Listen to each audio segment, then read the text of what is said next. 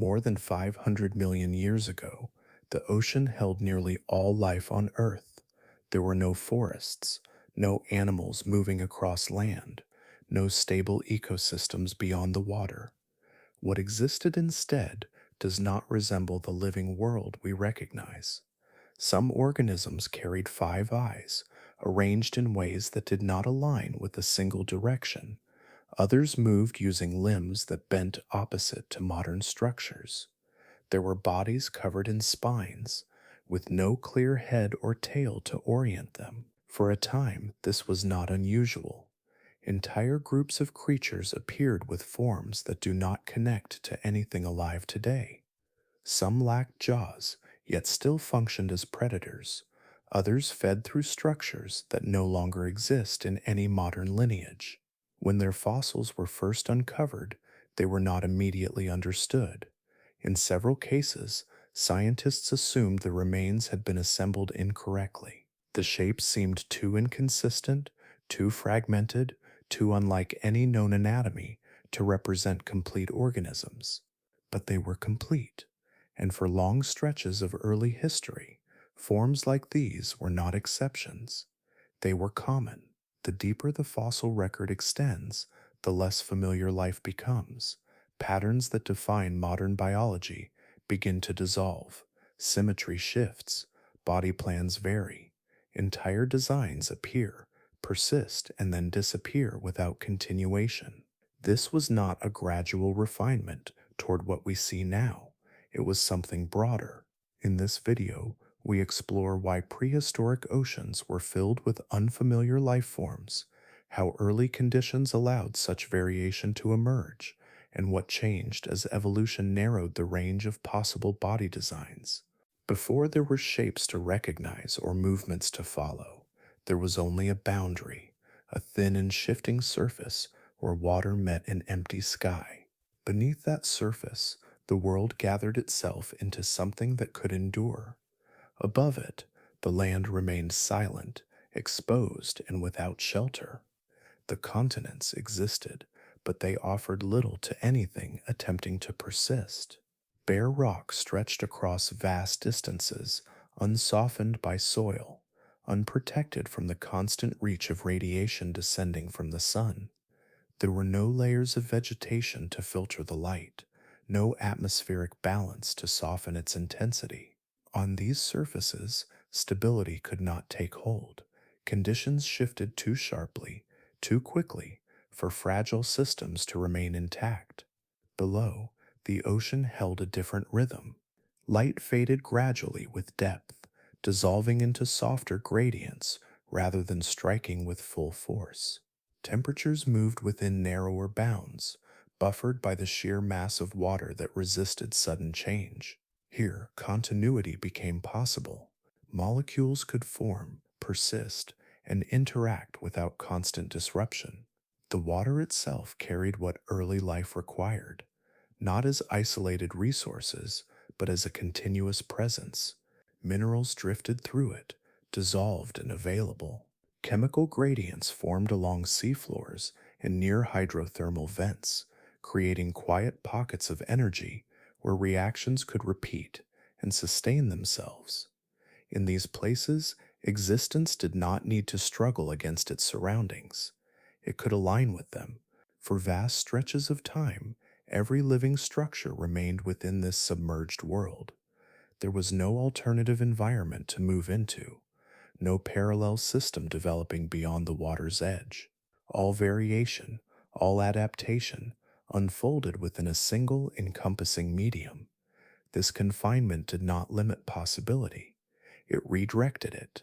Without the demands that later shaped life on land, early organisms followed pathways that would not persist elsewhere. Gravity, though present, was softened by buoyancy. Bodies did not need to support themselves in the same way. Movement could emerge through drifting, pulsing, or subtle contractions, rather than coordinated limbs bearing weight. Orientation itself became flexible, with no fixed up or down beyond relative position. Protection, too, took on a different meaning. The water filtered harmful radiation, absorbing much of what would otherwise disrupt delicate structures. Within its depths, life was shielded, not by armor or thickness, but by distance and diffusion. Exposure was reduced simply by existing within the medium. This long isolation allowed forms to develop without reference to anything beyond the ocean. There were no pressures to prepare for air, no need to resist drying, no requirement to anchor into solid ground. Structures could remain soft, permeable, or irregular because the environment did not demand otherwise. Exchange with surroundings happened directly, through surfaces that blended with the water rather than separating from it. Over time, this produced a world where diversity unfolded along unfamiliar lines. Instead of converging toward a small set of stable designs, early life expanded outward, exploring variations that would later disappear. Each form existed as part of a continuous experiment, shaped entirely by the properties of the ocean itself. Nothing yet suggested the boundaries that would eventually define biology. There were no established patterns guiding development toward recognizable outcomes. Only the steady influence of water, enclosing and sustaining, allowed these early structures to persist long enough to become something more. They emerged not as refinements, but as departures, forms that seemed to follow a logic no longer present. In the quiet layers of ancient stone, their outlines appear with a kind of certainty, as if they once belonged fully to their world, even if they do not belong to ours. Among them is a small creature whose shape resists easy orientation. Its body is soft and elongated, marked by a series of lateral lobes that ripple outward like gentle folds. Along its upper surface rise 5 distinct eyes, arranged in a loose arc, each one facing slightly differently, offering no single forward direction. From the front extends a flexible appendage, narrow and jointed, ending in a grasping structure that curves inward. This arm moves with deliberate motion, drawing food toward a mouth positioned beneath the head, hidden from direct view. This organism, known as Opabinia, does not align with familiar patterns. Its eyes are not paired.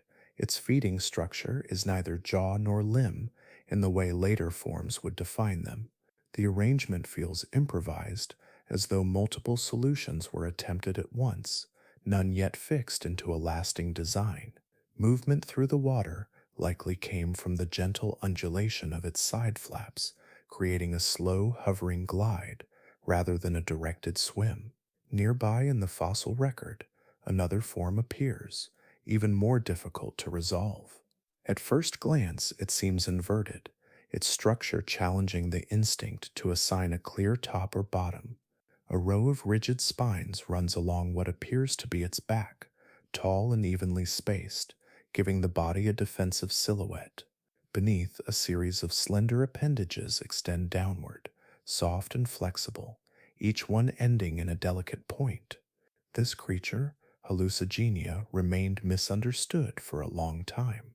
Early interpretations placed it upside down, with its spines imagined as walking limbs and its true legs mistaken for feeding tentacles.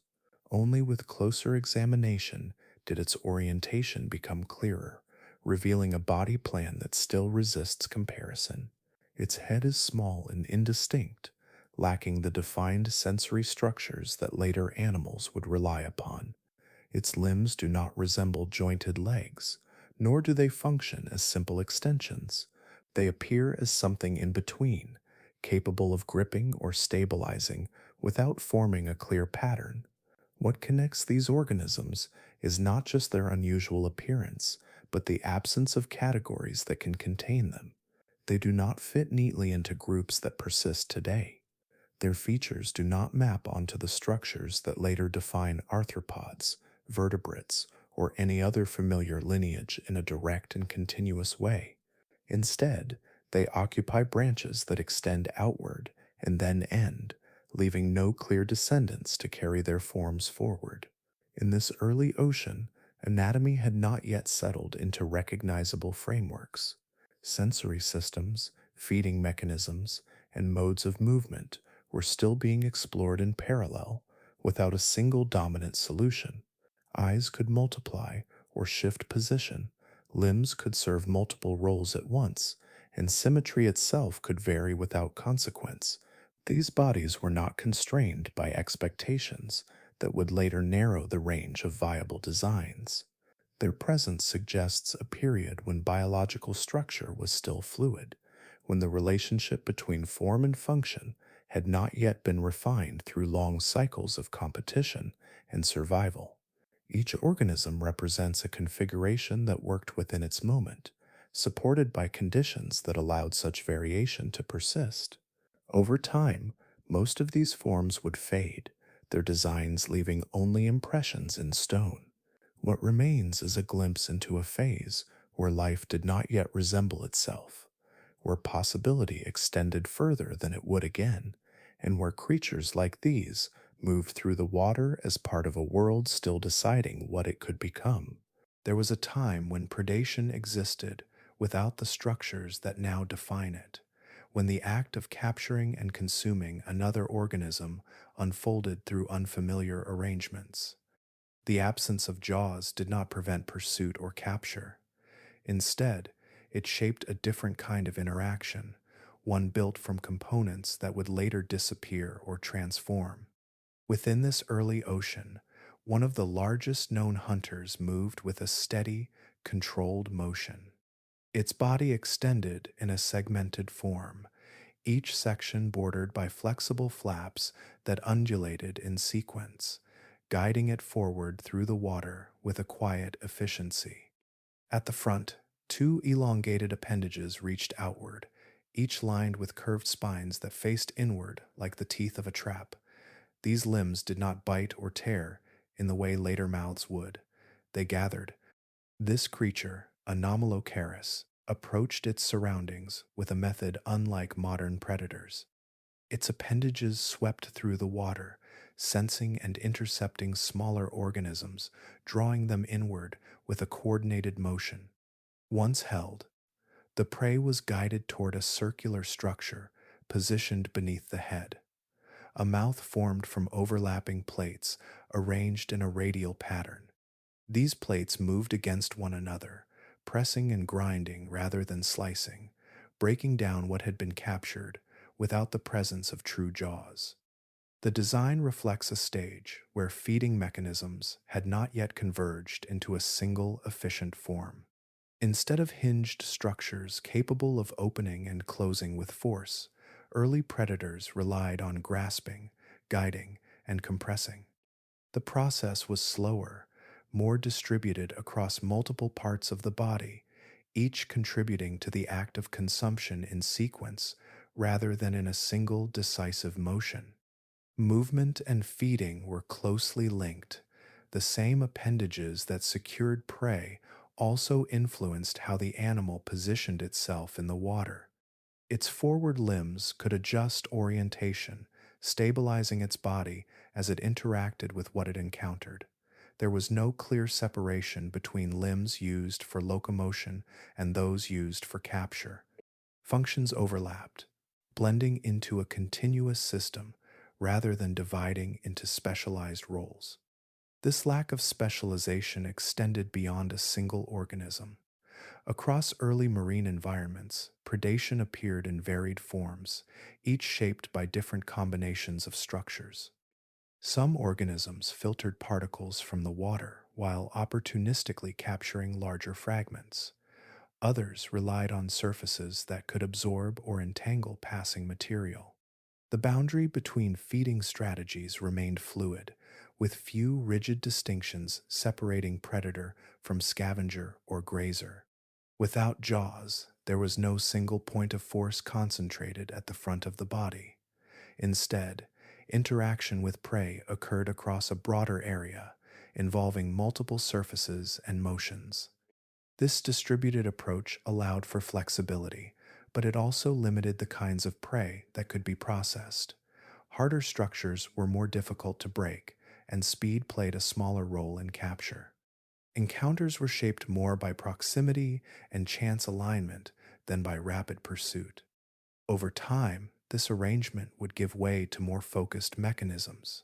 The emergence of jaws introduced a new level of efficiency, concentrating force and allowing for quicker, more controlled interactions.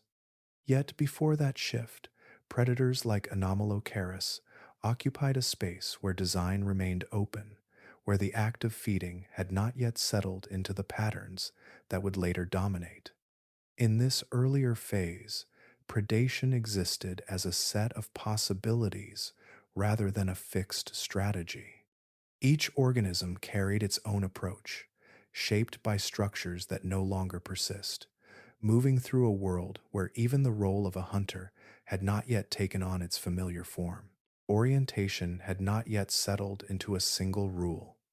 In this earlier ocean, the idea of a front and a back, a beginning and an end, had not fully taken hold.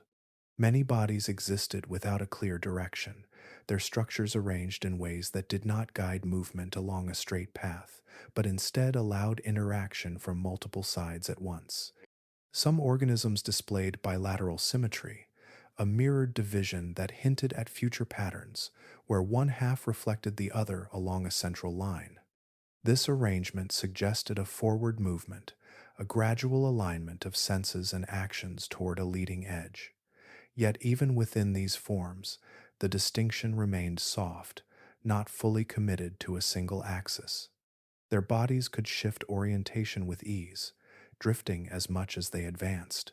Alongside them existed organisms shaped by a different geometry altogether. Radial symmetry spread their structures outward from a central point, like quiet expansions rather than directed forms. In these bodies, there was no clear front to guide motion, no rear to follow behind. Every side could meet the environment equally. Interaction happened in all directions, as if the organism existed at the center of its own surroundings rather than moving through them. This contrast between bilateral and radial designs was not yet a matter of specialization or dominance. Both persisted together, each supported by conditions that did not favor one over the other. The ocean allowed this coexistence, offering a medium where movement did not depend entirely on forward propulsion and where orientation could remain fluid without consequence.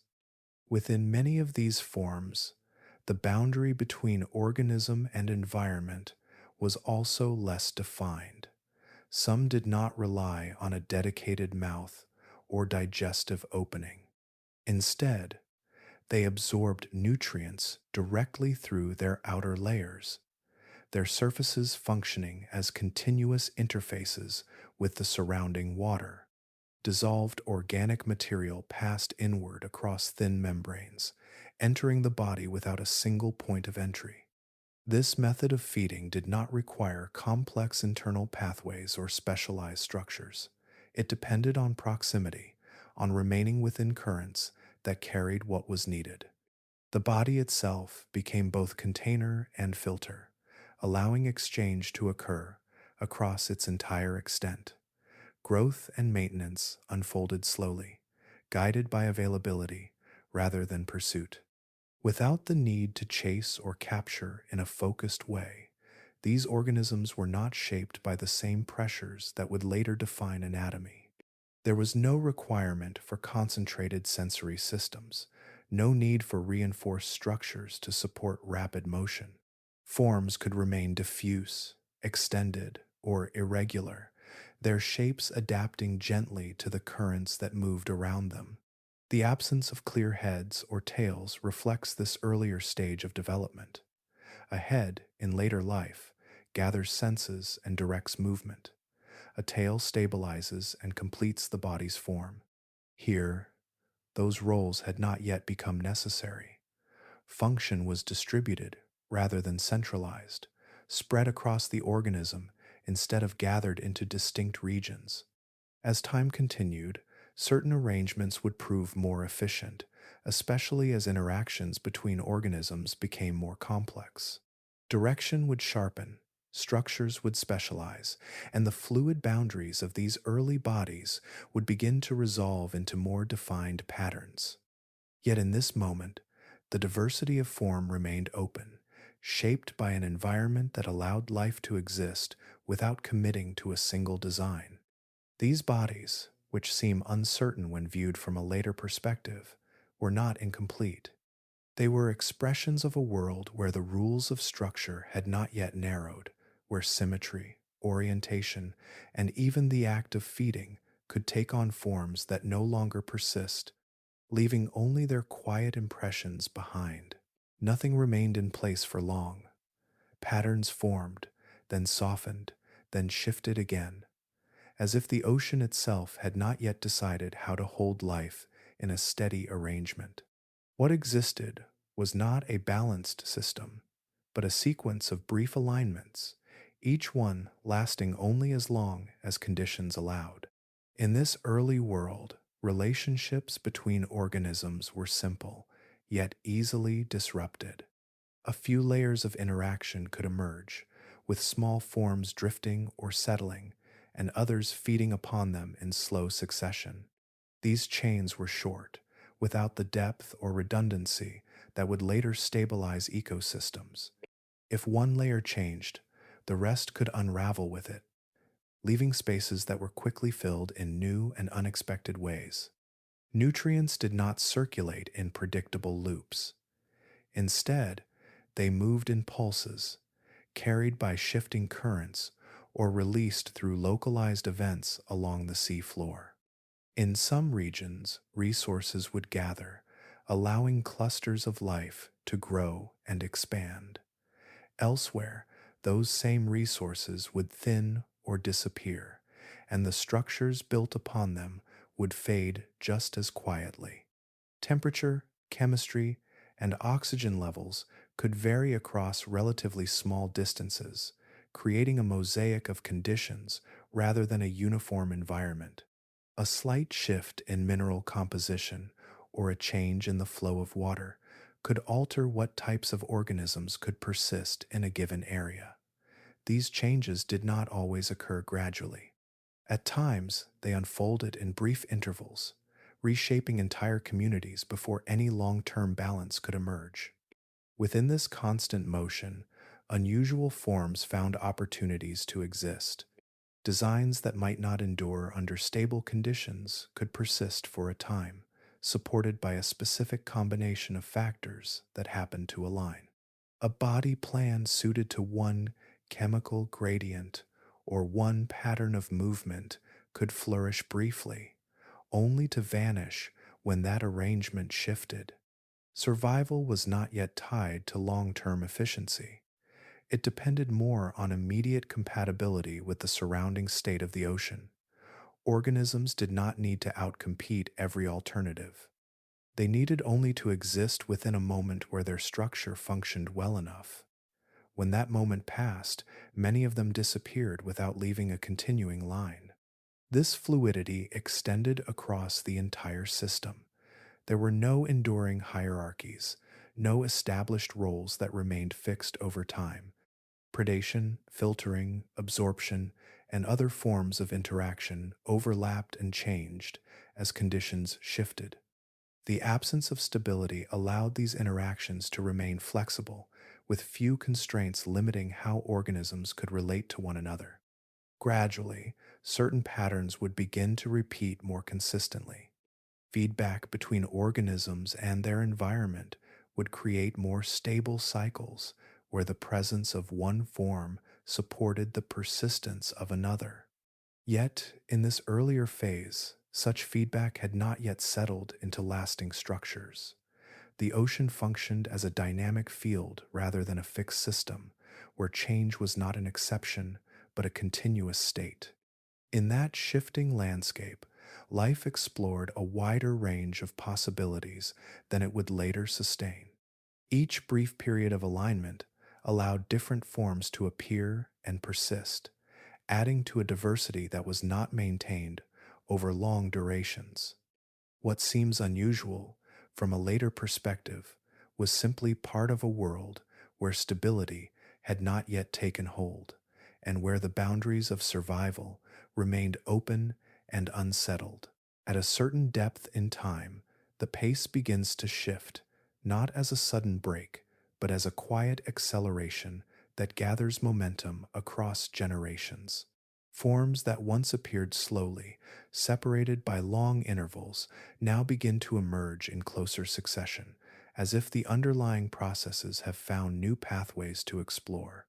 This interval, often called the Cambrian explosion, does not unfold as a single event, but as a sustained period where variation expands rapidly. New body designs appear across the ocean, distinct from one another in structure and function, yet all arising within a comparatively narrow span of geological time. The range of possibilities that had been forming gradually now becomes more visible, expressed in a widening array of organisms. Within this expansion, certain features begin to take on greater presence. Sensory structures, once simple and diffuse, start to concentrate and refine. Light detection evolves beyond basic sensitivity, forming into early visual systems that can register direction and contrast with increasing clarity. These first eyes do not yet resemble those of later animals, yet they mark a shift toward more precise interaction with the surrounding environment. Movement, too, becomes more defined. Instead of drifting or relying solely on gentle currents, many organisms begin to develop coordinated motion. Segmented bodies allow for controlled undulation, while paired appendages introduce more directed forms of travel. Locomotion gains consistency, enabling organisms to adjust their position with intention rather than passively responding to external forces. As movement and perception become more closely linked, new relationships begin to form. The ability to detect changes in light or motion allows organisms to respond before contact occurs. This introduces a different kind of interaction, where proximity is no longer the only factor shaping encounters. Distance itself becomes meaningful, creating space for approach and avoidance to influence survival. Within this shifting dynamic, predation takes on a more active role. Organisms that can move with purpose and detect their surroundings gain the ability to pursue rather than simply encounter. At the same time, others begin to develop responses that reduce the likelihood of being captured. These changes do not occur in isolation. Each new adaptation influences the conditions in which others must exist, creating a network of interactions that grows more intricate over time. The rapid emergence of these features reflects changes not only in the organisms themselves, but in the broader systems that support them. Genetic pathways, once limited in their expression, begin to produce greater variation through processes that allow for new combinations and structures. Developmental patterns become more flexible, enabling the formation of distinct body plans that can persist and diversify. Environmental factors also play a role in this acceleration. Increased availability of certain nutrients, along with shifts in ocean chemistry, may have supported higher levels of metabolic activity. With more energy available, organisms could sustain more complex structures, allowing features such as eyes and coordinated movement to develop and function effectively. As these elements come together, the ocean begins to fill with forms that interact in ways not previously seen. Movement, perception, and predation intertwine, creating a dynamic where change builds upon itself. Each new design adds to the range of possibilities, while also shaping the conditions for those that follow. The result is not a single direction, but a broad expansion of life's potential. Within this period, many of the foundational patterns that continue into later eras begin to take shape, emerging from a time when evolution moved with a speed that allowed entire new ways of existing to appear and establish themselves within the living world. Variations did not move in a straight line. It spread outward, branching into many directions at once, as if the living world was testing the limits of what could exist. Forms appeared that bore little resemblance to one another, each carrying its own arrangement of structures, each functioning well enough within a narrow set of conditions to persist for a time. There was no guiding shape that all life moved toward, no single design that defined success. Instead, countless configurations emerged in parallel. Some extended their bodies into thin, flexible outlines that drifted through shifting currents. Others developed layered surfaces or repeating segments that allowed for subtle adjustments in movement or stability. Still others combined features in ways that would not be seen again, blending roles across structures that had not yet become specialized. Within this expansion, most designs did not continue. They appeared, endured briefly, and then faded as conditions shifted or as other forms interacted with them in new ways. Extinction was not a rare outcome, but a common part of this process. Each disappearance created space, and within that space, new variations could arise, shaped by slightly altered circumstances. The underlying mechanisms of evolution operated continuously, producing differences through changes in genetic expression and development. These differences were not directed toward a final outcome. They accumulated through variation, with each generation carrying small adjustments that could alter structure, behavior, or interaction with the environment. Some of these adjustments aligned with the conditions present at the time, allowing those forms to persist.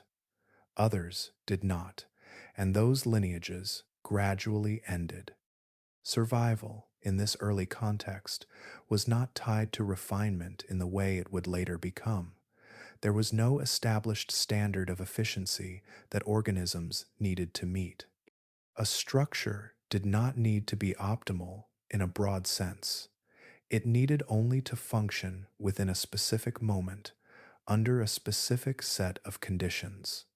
This allowed for a wider range of forms to exist, even if many of them were temporary. As different organisms encountered one another, their interactions added further complexity to this process. A feature that allowed one form to persist could alter the environment for another, shifting the balance in subtle ways. These interactions did not yet produce stable systems, but they contributed to the ongoing reshaping of possibilities. Each new combination of traits influenced the conditions in which other combinations would emerge. Over time, certain patterns began to repeat more often. Structures that supported consistent movement or reliable feeding started to appear in multiple lineages, not because they were directed toward a shared goal, but because they aligned more frequently with the conditions that persisted. Even so, many alternative designs continued to arise alongside them, maintaining a broad field of variation. This phase can be understood as an extended period of exploration, where the boundaries of form and function were still being tested. The outcomes were uneven, with many paths ending and others continuing, not through intention, but through alignment with an environment that remained in flux. From this process, the foundations of later life gradually emerged, shaped by countless trials that left only partial traces. What remains is not a record of a single progression, but a layered history of attempts, where existence itself was enough to carry a design forward, even if only for a short span within a much longer unfolding. Light had always been present, filtering downward in soft gradients, shifting with depth and clarity. Yet for a long time, it passed through living bodies without being fully interpreted. Then, within certain lineages, structures began to form that could do more than register brightness. They could detect direction, contrast, and eventually the outlines of movement itself. The earliest of these were simple: clusters of light-sensitive cells embedded near the surface of the body. They did not create images. Instead, they allowed an organism to sense changes in illumination, distinguishing between brighter and darker regions, between open water and shadowed forms. This was not sight as it would later be understood, but it introduced a new layer of awareness, a way of responding before direct contact occurred. Gradually, these light-sensitive areas became more organized. Depressions formed, shaping incoming light into more focused patterns. Pigments lined these structures, reducing scattered signals and allowing for clearer detection of direction. In some cases, transparent coverings developed, refining how light entered and interacted with the cells beneath. With each adjustment, the ability to interpret the surrounding environment became more precise. From this progression, image-forming vision began to emerge. Shapes could be distinguished, not only as shifts in brightness, but as defined forms moving through space.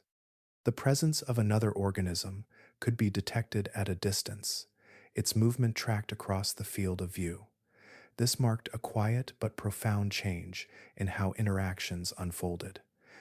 Movement, which had already begun to take on more directed forms, now paired with perception in a new way. An organism could alter its path in response to what it saw, adjusting speed or direction before an encounter occurred.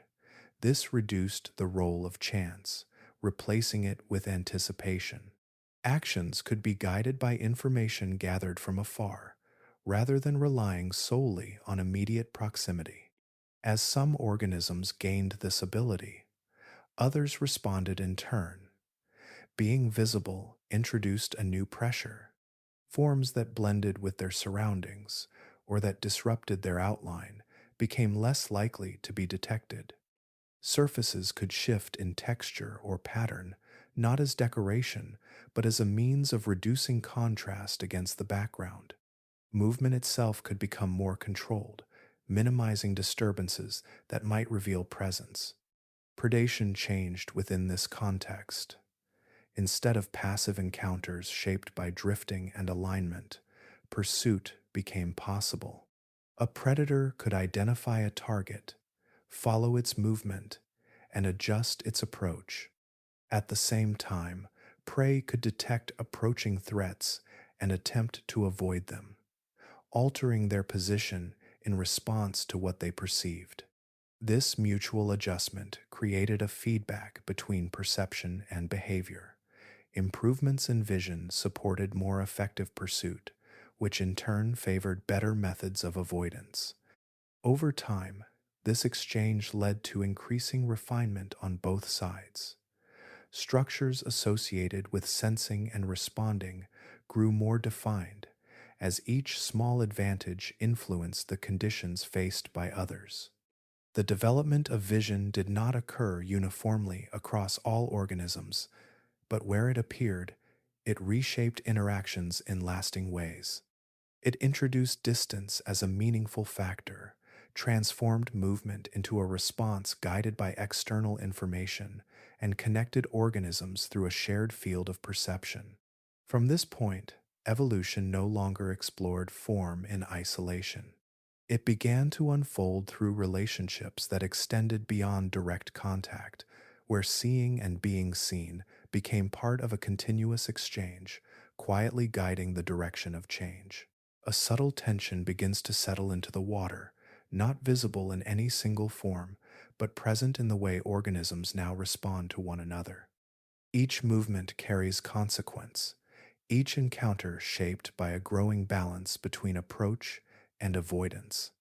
What had once been a series of independent designs now becomes a connected system of pressures, where change in one form alters the conditions for many others. As perception and movement refine, predators become more precise in their actions. They no longer rely solely on chance alignment. Their paths curve and adjust, guided by signals gathered from the surrounding space. This increased accuracy introduces a new demand upon those they pursue. Remaining still or drifting passively becomes less effective as a strategy. In response, prey begin to change in ways that reduce the likelihood of detection or capture. Speed emerges as one of these responses. Bodies elongate or streamline, reducing resistance as they move through the water. Muscular contractions become more coordinated, allowing for quicker bursts of motion that can create distance in moments of approach. These movements do not need to be sustained over long periods. Brief acceleration, timed precisely, can be enough to break the alignment that predators depend upon. Alongside speed, concealment develops in quieter ways. Surfaces begin to interact with light differently, altering how an organism appears within its environment. Some forms take on textures or patterns that disrupt their outline, making it more difficult to distinguish their shape from the shifting background. Others become more translucent, allowing light to pass through their bodies and reducing contrast. These changes do not render them invisible, but they soften their presence, blending them into the gradients around them. Defensive structures also begin to take shape, adding another layer to this exchange. Rigid elements form along outer surfaces, creating barriers that make direct contact more difficult. Spines extend outward, increasing the distance between vulnerable tissues and the external environment. These features do not prevent all interactions, but they alter how those interactions occur, forcing predators to adjust their approach or select different targets. Each of these developments influences the others. Increased speed in prey may favor predators that can anticipate movement more effectively. Improved camouflage may shift attention toward organisms that remain more visible. Defensive structures may lead to changes in feeding strategies, encouraging predators to focus on forms that can be processed with less resistance. This interplay creates a continuous cycle where no single adaptation remains unchallenged for long. Within this cycle, unusual features begin to appear, shaped by the specific demands of these interactions. Structures that might seem excessive or irregular from a later perspective can serve precise roles within this context. An extended spine, a segmented plate, or a modified appendage may provide a small advantage, enough to influence whether an organism persists within a given moment. The ocean becomes a space where form is increasingly tied to interaction. Bodies are not only shaped by the environment itself, but by the presence and behavior of other organisms moving within it. Each adjustment contributes to a broader pattern where change accumulates through countless small exchanges. Over time, this ongoing dynamic begins to guide the direction of evolution more strongly.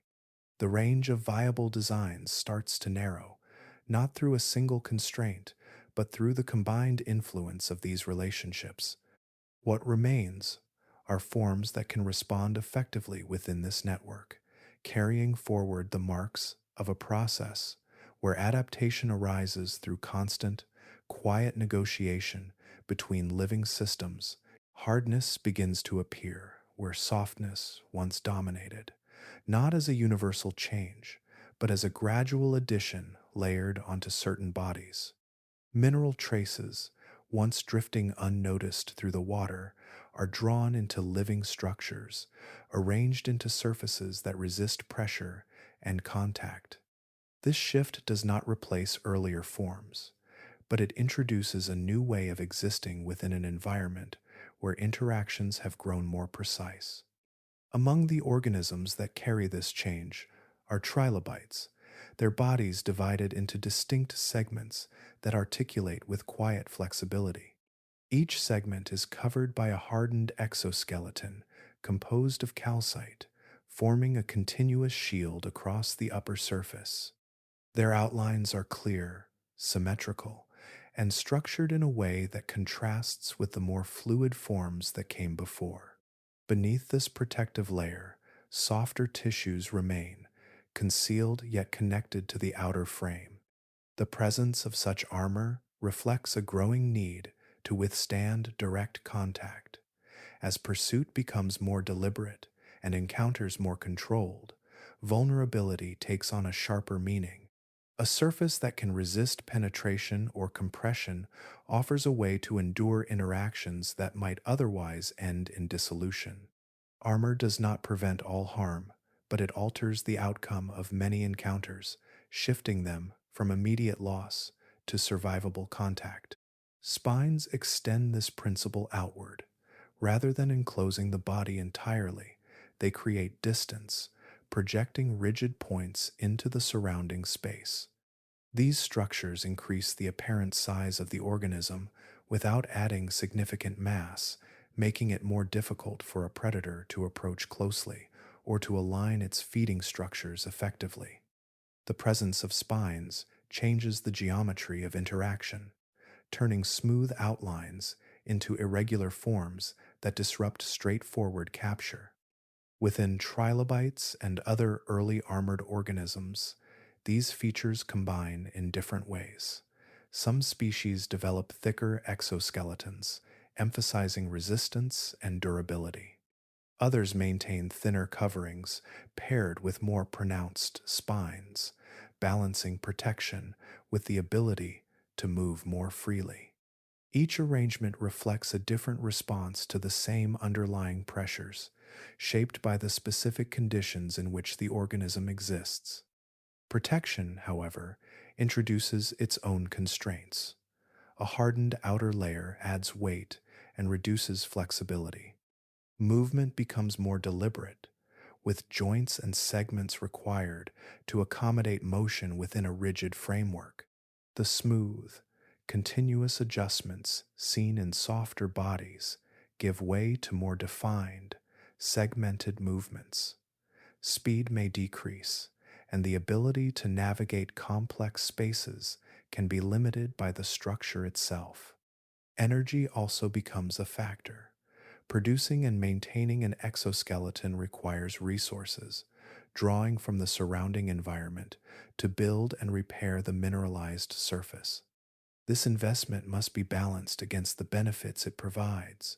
In regions where encounters are frequent or where predators are more effective, the cost of armor is offset by increased survival. In other areas, where such pressures are less intense, softer forms may persist without adopting these features. Over time, this balance shapes the distribution of armored and unarmored organisms. Neither approach dominates entirely. Instead, both continue, each suited to different conditions and interactions. The ocean becomes a place where surfaces vary from rigid to permeable, where protection and exposure exist side by side. Through these developments, bodies begin to carry clearer distinctions between interior and exterior, between what is shielded and what is open. Armor and spines mark a step toward more defined boundaries, reflecting a world where contact has become more consequential and where the structure of the body itself plays an increasing role in determining how those encounters unfold. Motion did not follow a single pattern, but unfolded in many directions at once, as if the ocean held countless ways of moving, and none had yet been chosen as dominant. Bodies shifted through the water in rhythms that varied from gentle pulses to irregular strokes, each method shaped by structure, by density, and by the surrounding flow that carried and resisted them. Some organisms moved through undulation, sending waves along the length of their bodies. These waves did not always produce swift forward motion. Instead, they created a steady progression, a soft advance that blended with the currents rather than cutting against them. The body bent and straightened in repeating cycles, each movement transferring a small amount of force into the surrounding water. Over time, these cycles allowed for gradual travel, guided more by persistence than by speed.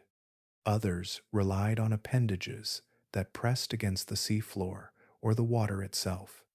Limb-based crawling appeared in forms where multiple extensions reached outward, contacting surfaces and pulling the body forward in measured steps. These limbs were not yet specialized in the ways later structures would become. They varied in length, flexibility, and coordination, sometimes moving in sequence, sometimes in overlapping patterns that produced uneven motion. In certain organisms, movement combined several methods at once. A body might undulate while appendages stabilized its position, or limbs might assist in steering while the main propulsion came from shifting body segments. These combinations did not always result in efficient travel, yet they allowed for a wide range of motion across different conditions. A form that moved slowly through open water might navigate more effectively along uneven terrain, while another that advanced in short bursts could reposition itself quickly when needed. Efficiency, in this stage, was not the primary measure of success. Movement needed only to function well enough within a given context. A slow glide could be sufficient in areas where resources drifted nearby. A crawling motion could support existence along surfaces where nutrients gathered.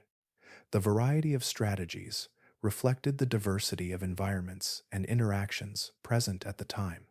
Yet many of these methods carried limitations that became more apparent as interactions grew more complex. Undulating bodies that relied on gentle motion could struggle to respond quickly when conditions changed. Limb-based crawling, while stable, often required significant energy for relatively little movement, especially in open water where surfaces were absent. Combined strategies, though flexible, could lack the refinement needed for consistent performance. As certain patterns began to repeat across lineages, more efficient forms of movement started to emerge. Bodies that streamlined their shape reduced resistance, allowing for smoother passage through the water. Appendages that coordinated in more precise sequences produced stronger and more directed propulsion. These refinements did not appear all at once, but gradually influenced which forms could persist over longer periods. Many earlier strategies did not continue alongside these changes. They faded as conditions shifted toward interactions that favored quicker response, greater control, or lower energy expenditure. What had once functioned within a specific set of circumstances became less suited to the evolving dynamics of the ocean. The record that remains shows a wide range of movement experiments, each one reflecting a different approach to navigating a world that had not yet settled into a single rhythm. Some of these approaches would shape future forms, leaving traces in the structures that followed. Others would remain as brief expressions, part of a broader exploration where motion itself was still being discovered. Breath in the sense known to later life had not yet taken shape, yet oxygen was already present, dissolved within the water in uneven amounts, shaping what bodies could become. Its distribution was not constant. It gathered in some regions and thinned in others, forming gradients that influenced how energy moved through living systems. In areas where oxygen was more available, organisms could sustain higher rates of metabolism. Chemical reactions within their cells proceeded with greater intensity, supporting more active processes and allowing for structures that required a steady flow of energy. Movement could be maintained for longer periods, and internal systems could operate with greater complexity, coordinating functions across the body. Where oxygen was limited, a different pace emerged. Metabolic activity slowed, not as a failure, but as an adjustment to what the environment could provide.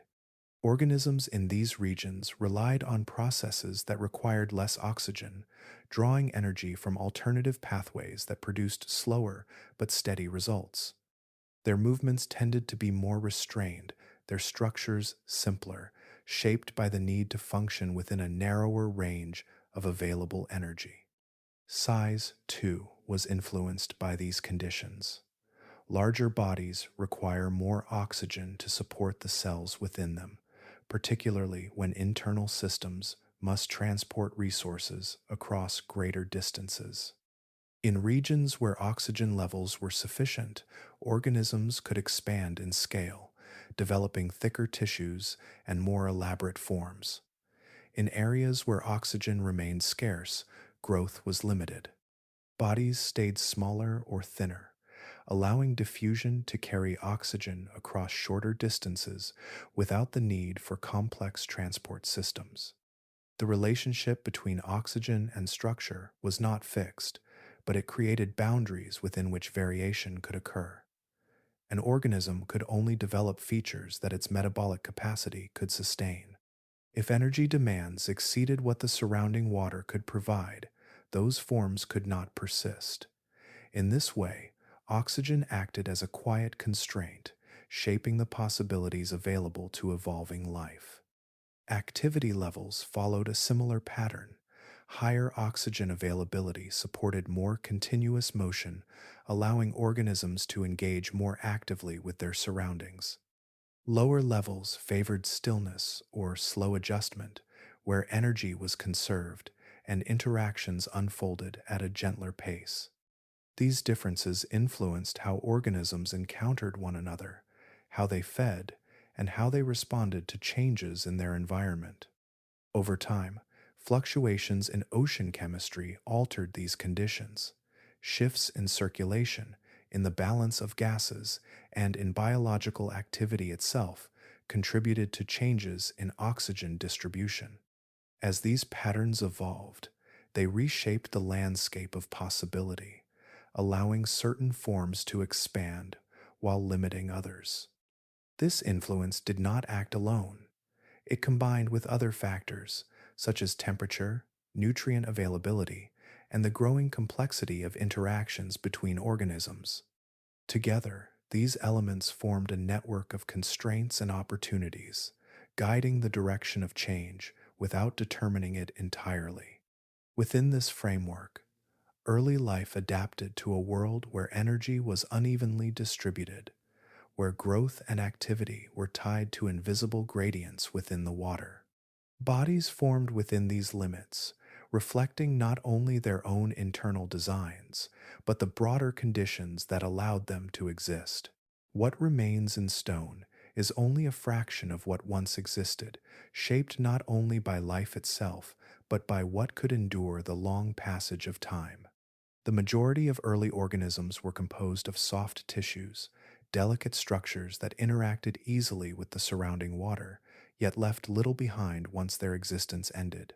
These bodies were flexible, often thin or gelatinous, with surfaces that allowed for direct exchange with their environment.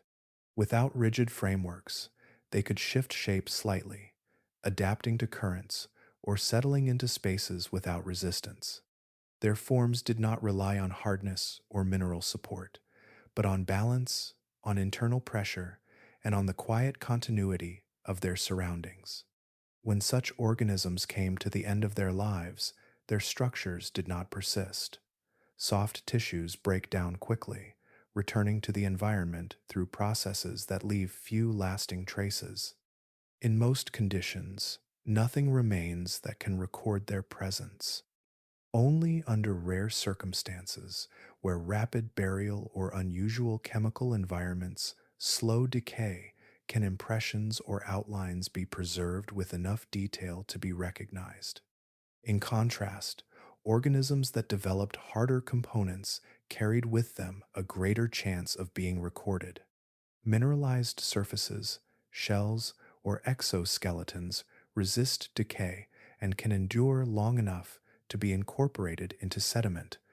Over time, these structures become part of the geological record, preserving shapes that can be studied long after the living tissues they once supported have disappeared.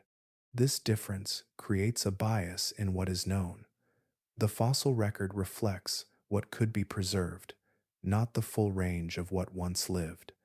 Hard-bodied organisms appear more frequently, not necessarily because they were more common, but because their structures were more likely to remain intact through processes that erase softer forms. As a result, the image of early life is incomplete. The creatures that can be reconstructed from fossils represent only those whose bodies included elements capable of withstanding compression, chemical change, and the slow transformation into stone. Many others, composed entirely of soft tissues, are absent or only faintly suggested by rare discoveries. Occasionally, exceptional sites reveal more of this hidden diversity.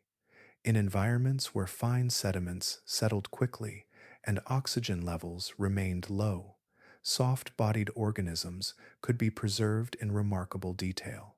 Their outlines, internal structures, and even subtle textures can appear, offering brief glimpses into forms that are otherwise lost. These rare windows suggest a broader range of body plans, including shapes and arrangements that do not align with more commonly preserved organisms. The absence of these forms in most of the record does not indicate that they were rare. It reflects the conditions required for preservation, which favor certain structures over others. This means that the early ocean may have contained far more variation than can be directly observed, with entire groups of organisms leaving little or no trace behind. Understanding this limitation reshapes how early life is viewed. What appears as a collection of unusual but distinct forms may in fact be part of a much larger spectrum where many variations remain unseen. The preserved record offers a partial map, one that hints at a wider landscape shaped by bodies that dissolved back into the water, leaving only the faintest indication that they were ever there. Change, which had once unfolded as a continuous adjustment, began at times to arrive with a different weight, altering entire regions in ways that few organisms could withstand. These shifts did not announce themselves within the living world. They emerged from broader processes, from variations in chemistry, temperature, and circulation that reshaped the conditions upon which life depended. In certain intervals, oxygen levels declined across large areas, reducing the energy available to sustain active systems. Waters that had supported diverse forms became less accommodating, favoring only those capable of enduring slower, more limited processes. At the same time, changes in temperature could alter the stability of chemical interactions, affecting how nutrients moved and how organisms maintained their internal balance. These environmental transitions did not occur evenly. Some regions changed more rapidly than others, creating gradients where conditions shifted over relatively short distances. For organisms already adapted to specific circumstances, even a modest alteration could disrupt the alignment that allowed them to persist. Forms that depended on narrow ranges of chemistry or temperature found themselves outside those limits, unable to adjust quickly enough. As these pressures spread, entire groups began to disappear, not gradually, but within spans that, in geological terms, were brief. Structures that had once functioned within their environments ceased to appear in the record, leaving gaps where continuity might have been expected. The diversity that had built through earlier exploration contracted, not by selection alone, but through the removal of conditions that had supported it. Strange designs, which had once existed as part of a broad field of possibilities, were especially affected. Many of these forms relied on specific combinations of factors, delicate balances that could not be maintained once the surrounding environment shifted. Without the precise conditions they required, Their structures no longer aligned with what was available. Their disappearance was not a failure of design, but a consequence of change beyond their capacity to accommodate. Other organisms, those with more flexible arrangements or broader tolerances, persisted through these intervals. Their structures allowed them to function across a wider range of conditions, giving them a greater chance of enduring shifts that eliminated more specialized forms. In this way, the composition of life began to change, not only through the emergence of new designs, but through the selective loss of others. The fossil record reflects these moments as transitions, where certain forms appear abruptly, less frequently, or vanish entirely. These patterns suggest events where the living world was reshaped by forces that acted on a large scale, altering the balance of existence in ways that could not be countered by adaptation alone within a single lineage. Each of these die-offs reduced the range of forms present, narrowing the field of variation that had once been more expansive.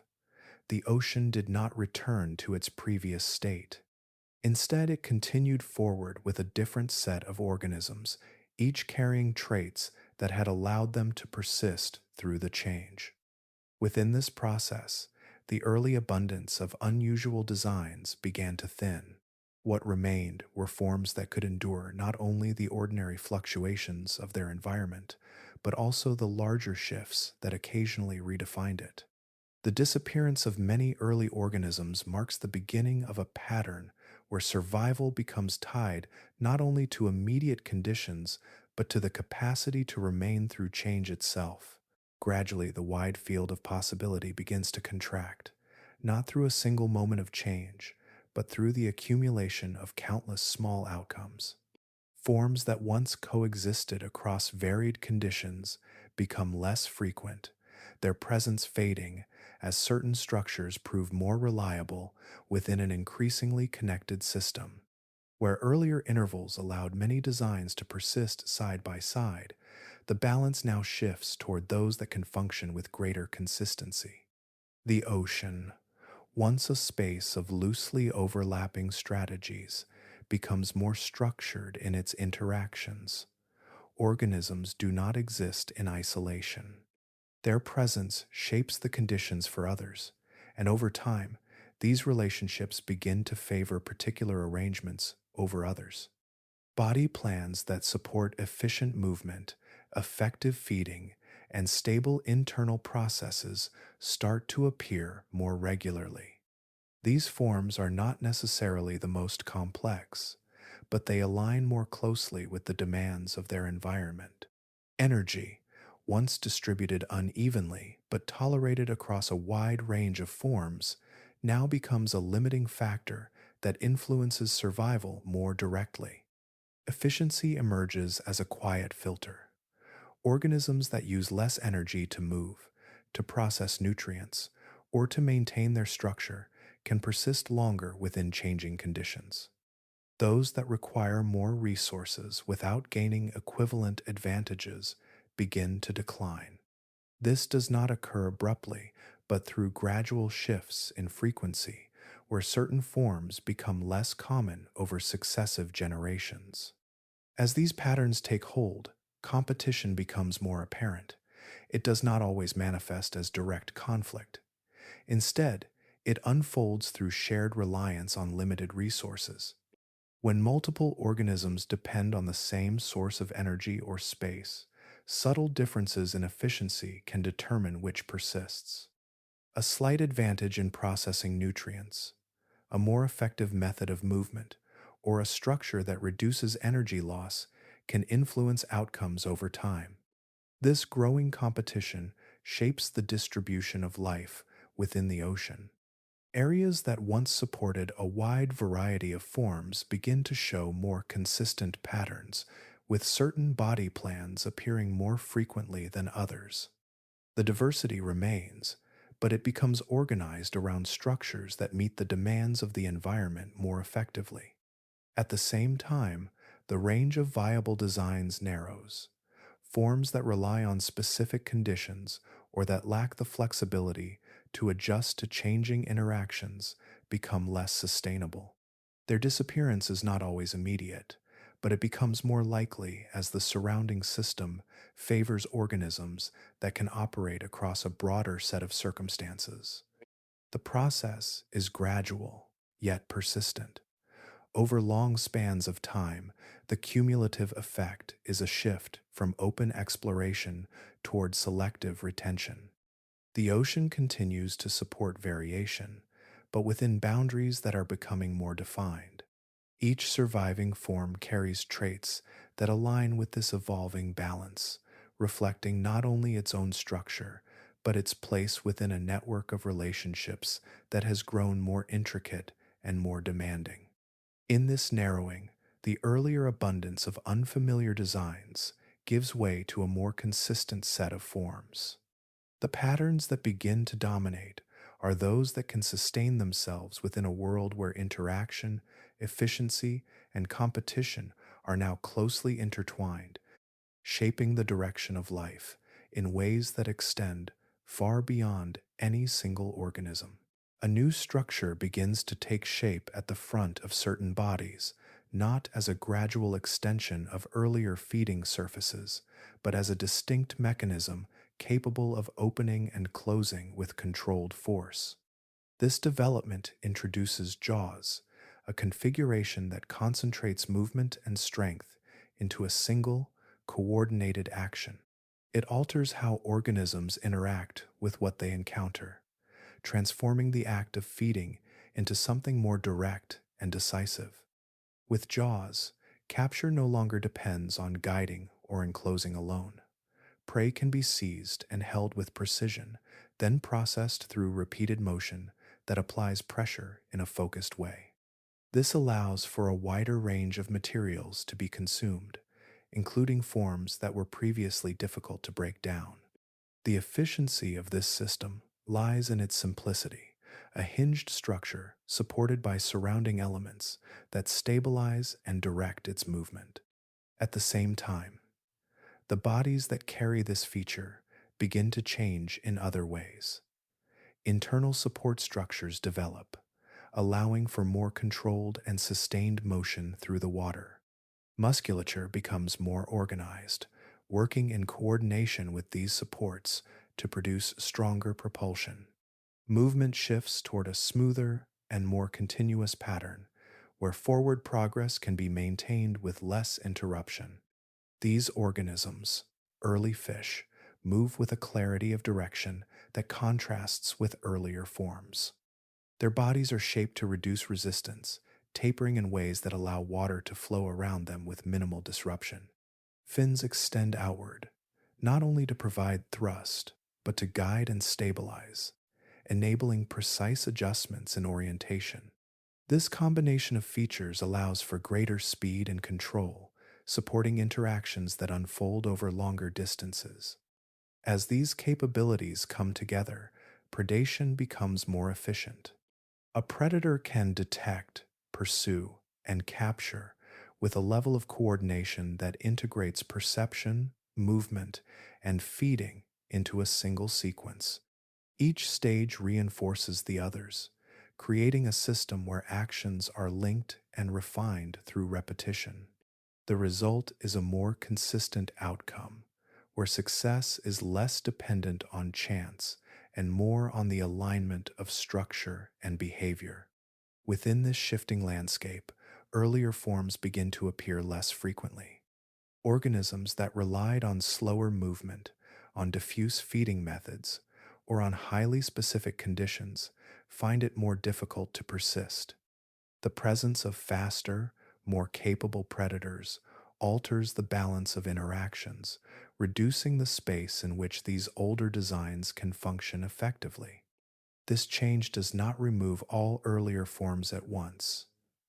Some continue, adapting in ways that allow them to coexist within the new dynamics. Others gradually decline, their structures no longer aligned with the increasing demands of the environment. The diversity that once included a wide range of unusual designs begins to narrow, shaped by the influence of organisms that can move, perceive, and feed with greater efficiency. The rise of fish marks a shift toward integration, where multiple systems within the body work together to support a more unified mode of existence. Jaws, movement, and internal support are not separate developments, but parts of a larger pattern that favors coordination and control. As these forms become more common, they reshape the ocean around them, not through a single action, but through the accumulation of interactions that favor their presence.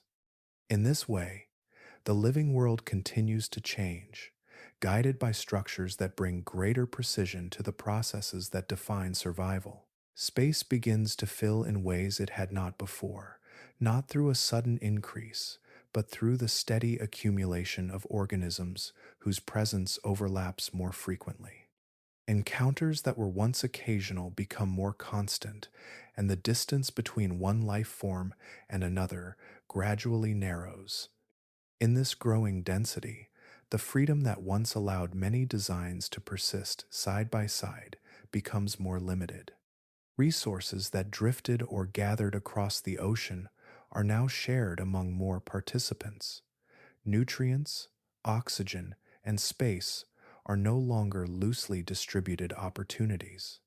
They become points of quiet tension, where access must be maintained within an environment that no longer offers wide margins.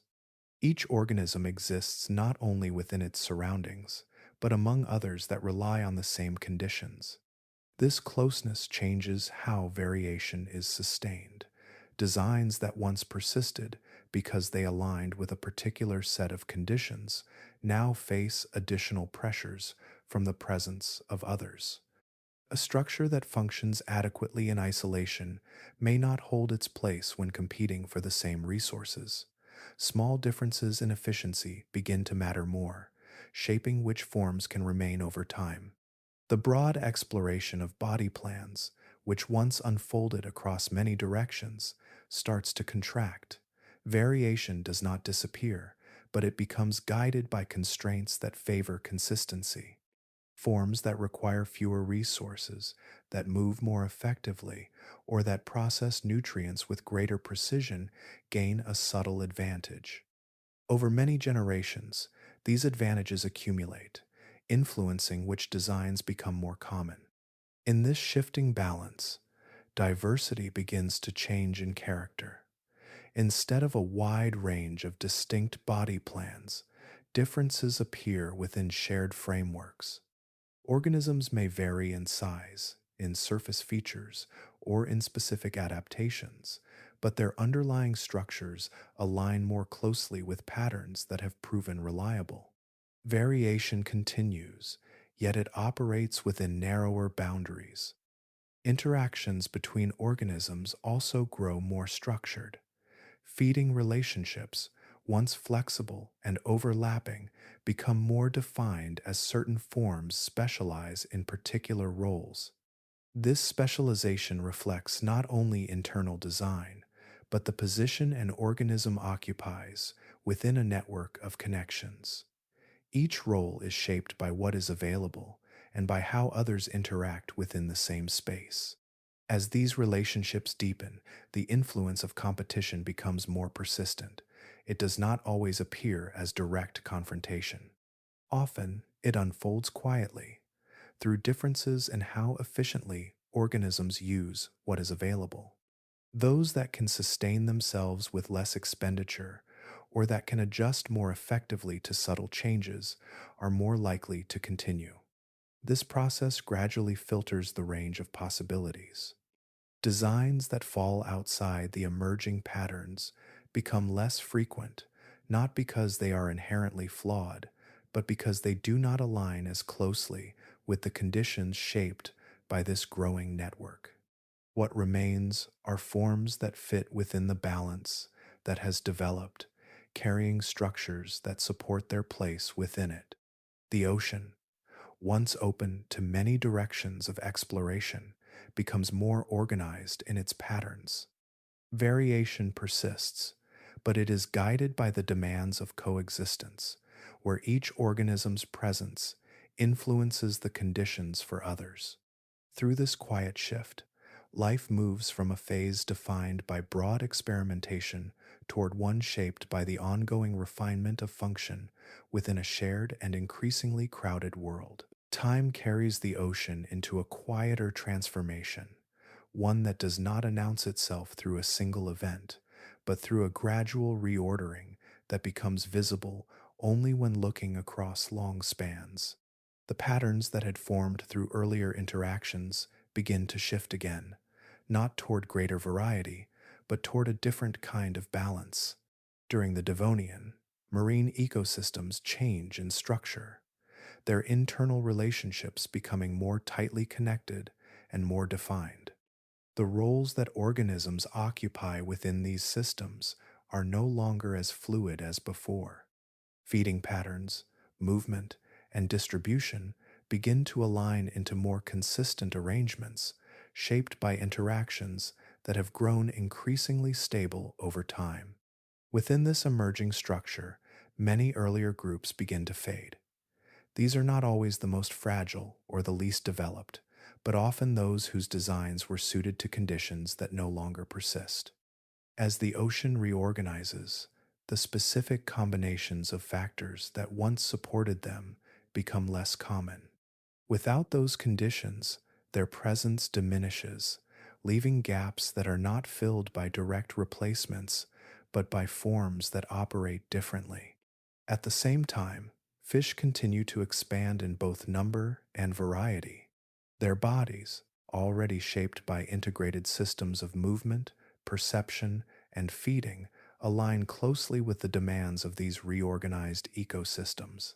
Jaws allow for more precise capture and processing, while streamlined forms support sustained movement across larger areas. Internal structures provide stability and coordination, enabling these organisms to function effectively within a wide range of conditions. This combination of traits allows fish to occupy multiple roles within the ocean. Some move as active predators, others as grazers or filter feeders, each adapting within a shared framework that supports flexibility. Their presence becomes more widespread, extending across different environments and depths, contributing to the consistency that begins to define marine life during this period. As fish become more dominant, the balance of interactions shifts further. Organisms that cannot match their efficiency or adaptability face increasing pressure. This does not always lead to immediate disappearance, but over time, it reduces the frequency of forms that fall outside the emerging patterns. The diversity of earlier eras gives way to a composition where certain structures are repeated more often, forming the foundation of later ecosystems. The reorganization of marine life during this time reflects a broader transition. The ocean is no longer a space where many unrelated designs coexist with equal persistence. Instead, it becomes a system where successful structures are reinforced through repeated interactions, shaping the environment in ways that favor their continued presence. This shift also brings a different kind of stability. While change continues, it occurs within boundaries that are more clearly defined. Relationships between organisms become more predictable, and the flow of energy through the system follows patterns that can sustain themselves over longer periods. Within this new arrangement, the traces of earlier worlds remain, but they are quieter, less visible. The forms that once filled the ocean with unfamiliar shapes have largely given way to those that align with the structures that now dominate. The Devonian marks a turning point where the direction of life becomes more focused, guided by systems that have moved beyond open exploration into a phase of enduring organization. There comes a point when change gathers into something far more encompassing, no longer a series of shifts within the system, but a transformation that reaches across nearly all of it at once. During the Permian, the ocean enters such a period where the balance that had taken shape over long spans begins to unravel on a scale that few organisms can withstand. The causes are layered and interconnected. Volcanic activity releases vast amounts of gases into the atmosphere, altering its composition and affecting the exchange between air and water. As these changes extend into the ocean, temperature rises and the distribution of oxygen shifts in ways that reduce its availability across large regions. Waters that once supported active life become depleted, forming zones where only limited processes can continue. Chemical balances are also disturbed. Increased carbon dioxide dissolves into the ocean, altering its acidity and affecting organisms that rely on stable conditions to maintain their structures. Nutrient cycles, once circulating through established pathways, become disrupted, leading to imbalances that further strain living systems. These changes do not remain isolated. They interact, reinforcing one another and amplifying their effects. Within this altered environment, marine life begins to decline at an unprecedented scale. Entire groups that had persisted through earlier transitions disappear, their forms no longer present in the layers that follow. The diversity that had been shaped through long processes of adaptation contracts sharply, leaving a much smaller set of organisms capable of enduring the new conditions. The loss is not evenly distributed. Some regions experience more severe changes, where oxygen levels fall so low that complex life cannot be sustained. In these areas, ecosystems collapse almost entirely, leaving behind only traces of what once existed. Other regions retain some level of activity, but even there, the range of forms is greatly reduced. Strange and highly specialized organisms are among those most affected. Many of these designs depended on specific environmental conditions, on stable combinations of temperature, chemistry, and interaction. As these conditions break down, their structures no longer align with what is available. Without the precise balance they required, they cannot continue. More generalized forms, those capable of functioning across a wider range of conditions, have a greater chance of persisting. Their flexibility allows them to endure changes that eliminate more specialized designs.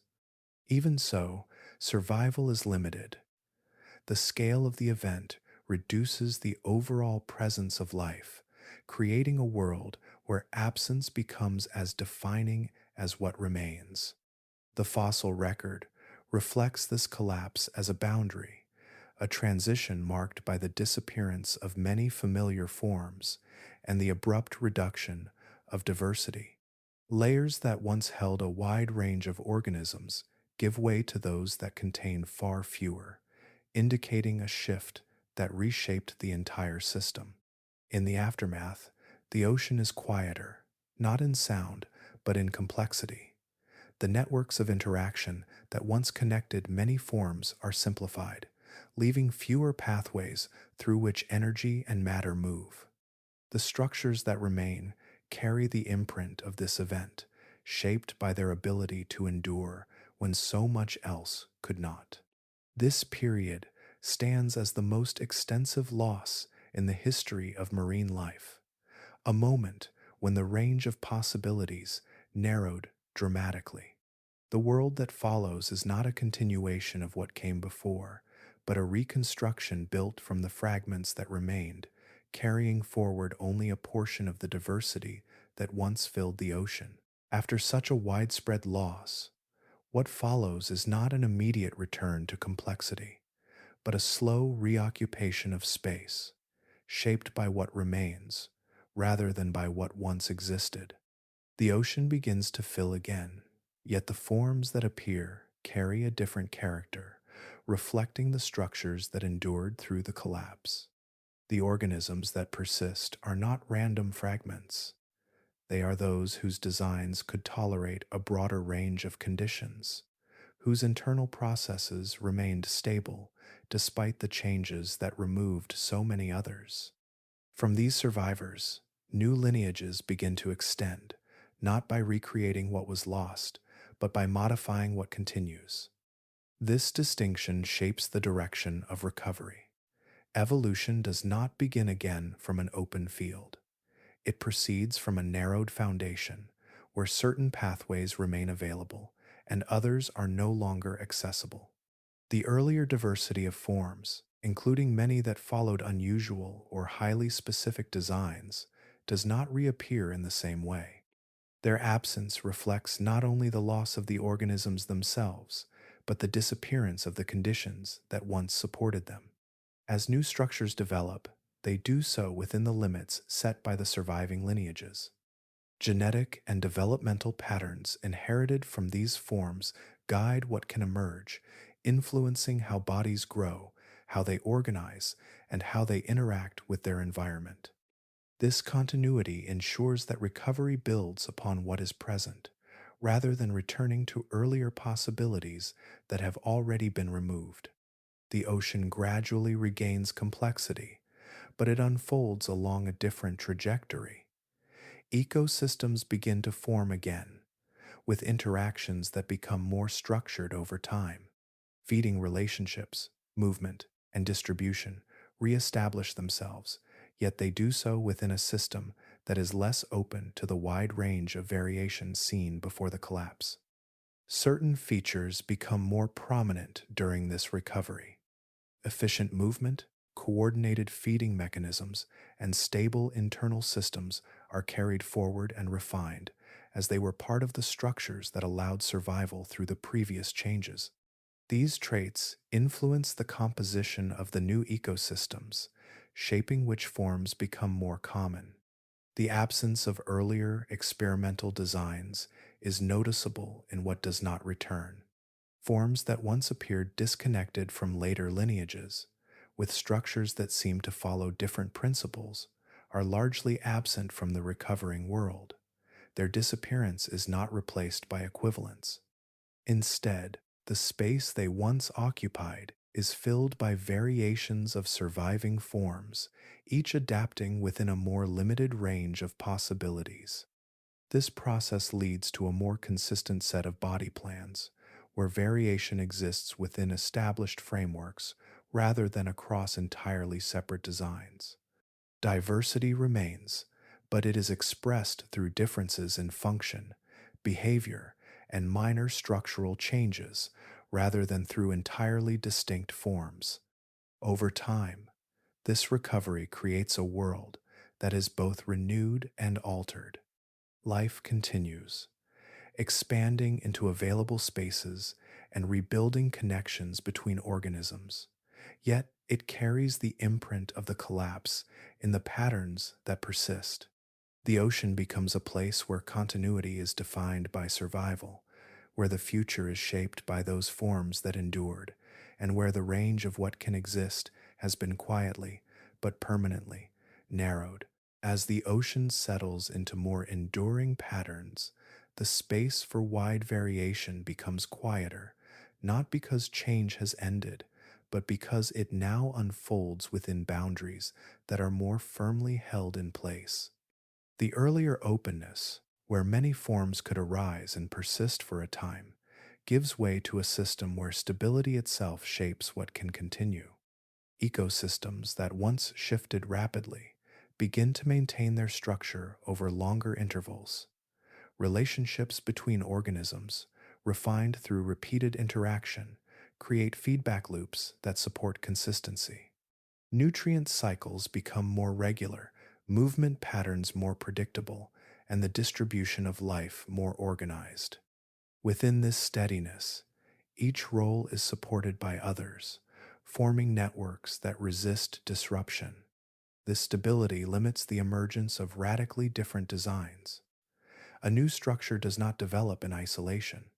It must fit within the existing system, interacting with organisms that already occupy defined positions.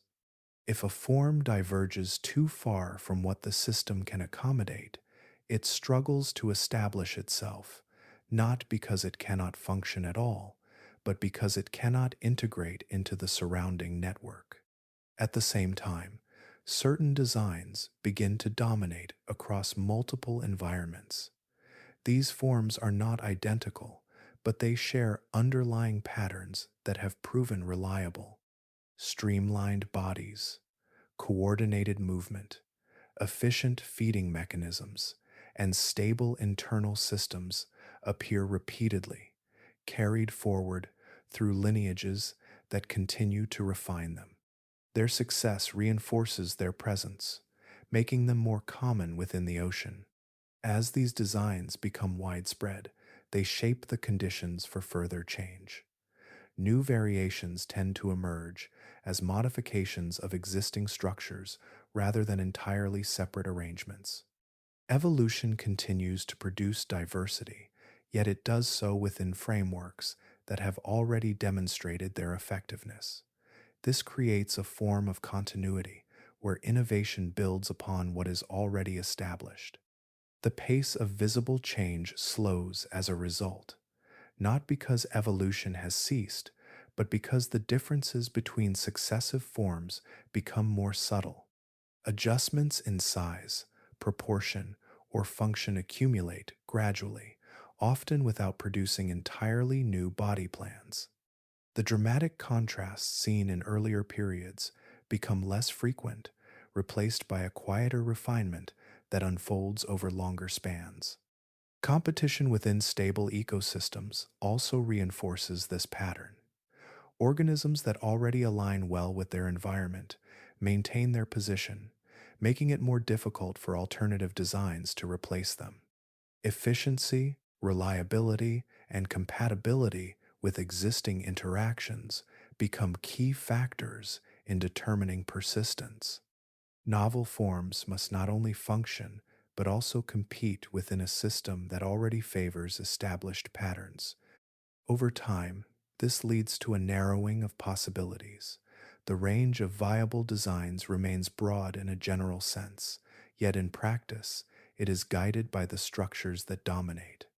The ocean continues to host a wide variety of life, but much of that variation exists within shared frameworks rather than across entirely different forms. In this way, evolution shifts from expansive exploration towards sustained refinement. The earlier phase, where many possibilities were tested, gives way to a period where those that remain are adjusted and improved. The result is a living world that changes more slowly in appearance, yet continues to evolve through subtle, continuous modification within the boundaries set by its own stability. Beneath every visible form lies a quieter structure, one that does not appear in shape or movement, yet guides both. The patterns of development carried within genetic systems shape how bodies can form, how they grow, and how they change over time. These patterns do not allow for unlimited variation. They provide a framework within which change must occur. Each organism inherits a set of developmental pathways, sequences of instructions that guide the formation of tissues and structures from the earliest stages of growth. These pathways are not easily replaced. They can be adjusted, extended, or combined in new ways, but they remain rooted in what already exists. Evolution works through modification, not invention without reference. As a result, the range of possible forms is shaped by what has come before. New structures often arise as variations of existing ones, emerging through changes in timing, proportion, or arrangement. A limb may extend or shorten, a segment may repeat or fuse, a surface may thicken or fold. These changes can produce significant differences, yet they remain connected to underlying patterns that persist across generations. Once certain pathways become established and widely shared among organisms, they begin to influence what is more likely to appear in the future. Designs that align with these pathways can develop more readily, while those that would require entirely different arrangements become less accessible. It is not that such forms are impossible in an abstract sense. but that the steps required to reach them are unlikely within the constraints of existing systems. This influence grows stronger as successful designs spread. When a particular structure becomes common, it is carried forward through many lineages, reinforcing the pathways that support it.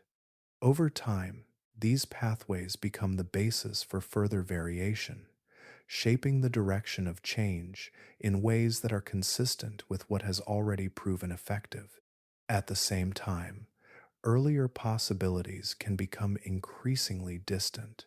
Forms that once existed under different conditions, supported by pathways that are no longer present, do not reappear. Their absence is not only due to environmental change, but also to the loss of the developmental frameworks that once allowed them to form. Without those frameworks, evolution cannot easily return to those designs. This creates a kind of continuity that guides the living world forward. Variation remains possible, and new forms continue to emerge, yet they do so within boundaries defined by inherited structure. The diversity that arises reflects combinations and refinements of existing elements rather than entirely separate configurations. The relationship between genes and form also introduces limits on how quickly change can occur. Adjustments to developmental pathways must maintain the overall integrity of the organism. Changes that disrupt essential processes are less likely to persist, while those that integrate smoothly with existing systems can be carried forward. This balance shapes the pace and direction of evolution, favoring modifications that build upon stable foundations. Over long spans, these constraints contribute to the patterns observed in the living world. Certain body plans recur, variations cluster around established designs, and the range of forms, while still broad, follows recognizable lines. The earlier phase, where structures appeared to explore many directions at once, gives way to a more guided process. In this way, evolution unfolds not as an open field of unlimited possibility, but as a path shaped by its own history. Each new form carries traces of what came before, shaped by systems that both enable change and quietly limit its reach. Energy moves quietly through every living system, shaping what can be sustained and what must be set aside. It does not appear in form or color, yet it governs how structures are built, how they function, and how long they can endure within the shifting balance of the ocean. As ecosystems become more stable and interconnected, the use of energy takes on greater importance. Organisms no longer exist in conditions where excess variation can be supported without consequence. Each movement, each process within the body, draws from a limited supply that must be used carefully. Efficiency becomes less of an advantage and more of a necessity. Bodies that require less energy to maintain begin to persist more consistently. Their structures are arranged in ways that reduce unnecessary expenditure, allowing resources to be directed toward essential functions. Movement becomes smoother and more controlled, minimizing resistance and conserving effort. Internal systems operate with greater coordination, reducing waste and maintaining balance with less strain. In contrast, designs that demand more energy face increasing pressure. Complex arrangements that require constant input or structures that create resistance rather than reducing it become more difficult to sustain over time. Even if such forms can function effectively in the short term, their long-term persistence is limited by the cost of maintaining them within a competitive environment. This does not mean that complexity disappears. Rather, it becomes more integrated, aligned with function, rather than existing as an extension of variation alone. Structures that remain are those that contribute directly to survival, where each part supports the overall operation of the organism without adding unnecessary burden. Complexity that does not serve this purpose gradually fades. The influence of energy efficiency can be seen in the shaping of bodies towards streamlined forms, where surfaces guide the flow of water rather than disrupt it. Appendages become more specialized, performing clear roles that support movement or interaction without overlap that would increase energy use. Internal processes are refined, allowing for more effective use of available resources. Over time, this leads to a shift in how diversity is expressed. Variation continues, but it is guided by principles that favor simplicity and function. Differences appear in ways that enhance efficiency rather than in forms that diverge widely without clear advantage. The range of possible designs remains broad in theory, yet in practice it follows patterns that align with the demands of energy conservation. This shift also influences how organisms interact with their environment. Those that can obtain and use energy more effectively are able to occupy a wider range of conditions, maintaining stability even as external factors change. Others, whose designs depend on higher energy input, become restricted to narrower environments or decline as conditions shift. The ocean, shaped by these processes, becomes a place where form and function are closely linked through the flow of energy. Survival depends not only on the ability to interact with other organisms, but on the ability to sustain those interactions with minimal cost. In this way, the earlier abundance of unusual and varied designs gives way to forms that reflect a balance between structure and efficiency. What remains is a living system where simplicity is not a reduction, but a refinement, where each element is shaped by the quiet influence of energy moving through it. Patterns begin to repeat with a quiet consistency, not as exact copies, but as familiar arrangements that return across different regions and depths. The ocean settles into rhythms that hold over longer spans, where interactions between organisms follow paths that are more stable than before. Ecosystems develop into layered networks, where energy moves through many connections rather than along simple chains. Primary producers, consumers, and predators form interconnected webs, each level supported by those below and influencing those above. These relationships are not rigid, yet they maintain a balance that allows the system to persist without frequent disruption. Within these networks, feedback becomes more pronounced. The presence of one group supports the stability of another, and changes are often moderated by the structure of the system itself. If a particular population increases or declines, other components adjust in response, absorbing the shift and restoring a form of equilibrium. This capacity for self-regulation reduces the likelihood of sudden and widespread change. The complexity of these food webs does not lead to instability. Instead, it provides resilience. Multiple pathways for energy flow mean that the system does not depend on a single connection. If one pathway is altered, others can continue to support the overall structure. This redundancy allows ecosystems to maintain continuity even as individual components fluctuate. In this more predictable environment, the space for extreme variation becomes limited. Forms that diverge too far from established patterns find it difficult to integrate into the existing network. Their survival depends not only on their own structure, but on how well they fit within the web of interactions that surrounds them. Designs that align with these interactions are more likely to persist, while those that do not are less likely to establish themselves. Variation continues, but it is expressed through refinement rather than broad experimentation. Organisms adjust within their roles, developing features that enhance efficiency, improve interaction, or allow for more precise use of resources. These changes accumulate gradually, shaping diversity in ways that are consistent with the underlying structure of the ecosystem.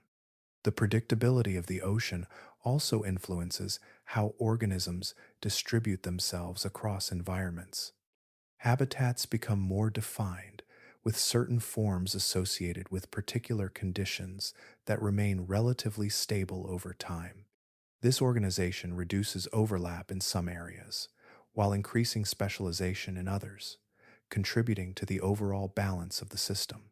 As these patterns persist, the living world becomes more recognizable in its structure. The arrangements that define modern ecosystems take shape, reflecting a balance between complexity and stability.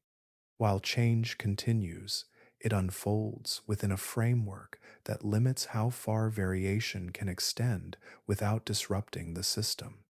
In this setting, the earlier phase of wide exploration gives way to a quieter form of evolution. The ocean no longer supports the same range of unfamiliar designs, not because possibility has vanished, but because the conditions that once allowed such variation have been replaced by systems that favor continuity.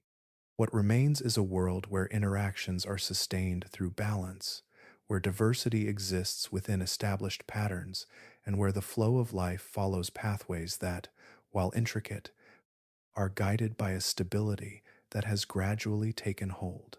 Far below the surface, where light fades into darkness and pressure shapes every movement, the ocean still holds forms that seem distant from what is commonly seen above. These depths preserve conditions that differ from the more stable and illuminated layers, allowing certain features to persist that might not align with life closer to the surface. In these regions, an anglerfish moves slowly through the water, its body adapted to an environment where encounters are rare and energy is limited. From its head extends a slender filament, tipped with a small glowing structure produced through a quiet partnership with bioluminescent bacteria. This light does not illuminate the surroundings in a broad sense. It creates a focused signal, drawing other organisms closer in a space where visibility is otherwise minimal. The body of the anglerfish reflects the demands of its environment. Its mouth is large relative to its size, capable of expanding to capture prey that may not be encountered often. Its movements are measured, conserving energy until an opportunity appears. This design does not follow the streamlined patterns seen in more active swimmers. It aligns with a different balance, one shaped by scarcity and stillness. Nearby, another form moves through the darkness, elongated and flexible, with a structure that can expand far beyond what its resting shape suggests. The gulper eel carries a mouth that opens widely, forming a loose, enveloping structure capable of surrounding prey. Its body tapers into a long tail, with limited musculature compared to more active swimmers, reflecting a mode of existence that does not depend on speed but on sudden, infrequent capture. These organisms, though unfamiliar in appearance, are not exceptions to the patterns that guide life. They represent variations that fit within specific conditions, where the pressures of competition and energy use differ from those in more densely populated regions. In the deep sea, the reduced presence of light and the lower frequency of encounters allow for forms that would be less effective in environments where interaction is constant. Strangeness, in this sense, has not disappeared. It has shifted location, moving into spaces where the constraints that limit variation are less intense. The surface and mid-level waters, with their more stable and interconnected ecosystems, favor designs that align closely with efficiency and continuous interaction. In contrast, the depths provide a setting where different balances can exist, supporting forms that appear unusual when viewed from outside their context. Even here, however, these designs are not without constraint. Each feature, no matter how unfamiliar it seems, reflects an alignment with the conditions of the environment. The glowing lure, the expandable mouth, the elongated body, all serve specific roles that support survival within a system shaped by low energy, availability, and infrequent encounters. This continuity suggests that the capacity for unusual forms remains present, but it is guided by where such forms can persist. The broader ocean, shaped by stable networks and constant interaction, supports a narrower range of designs. The deeper regions, less influenced by those same patterns, allow for different expressions to continue. In this way, the appearance of modern life reflects not a loss of strangeness, but a redistribution of it. What once existed more widely is now found in places where the conditions still allow for such variation, carried forward in forms that remain as part of the ocean's quiet and enduring diversity. Time does not move with equal weight across all moments.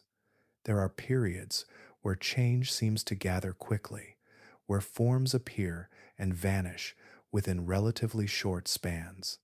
Then there are stretches where alteration becomes almost imperceptible, unfolding across distances so vast that each step blends into the next. Over millions of years, small differences accumulate, shaping bodies in ways that are not always visible from one generation to the next. A slight adjustment in structure, a subtle shift in proportion, a refinement in how movement or feeding occurs. Each of these changes adds to a longer pattern. What might seem static within a short view reveals itself, over extended time, as a continuous process of modification. This gradual refinement transforms the earlier sense of unpredictability into a more enduring stability. The ocean, once defined by rapid shifts and wide variation, becomes a system where change is integrated into a longer rhythm. Forms persist across extended intervals, maintaining their structure while adjusting in ways that align with the conditions that surround them. The influence of deep time allows successful designs to be tested repeatedly. Structures that support efficient movement, stable internal processes, and effective interaction are carried forward through countless generations. With each passage, these designs are refined, not by sudden transformation, but by the accumulation of small, consistent improvements that enhance their function. As this process continues, the visible pace of evolution appears to slow. New body plans do not emerge as frequently as they once did.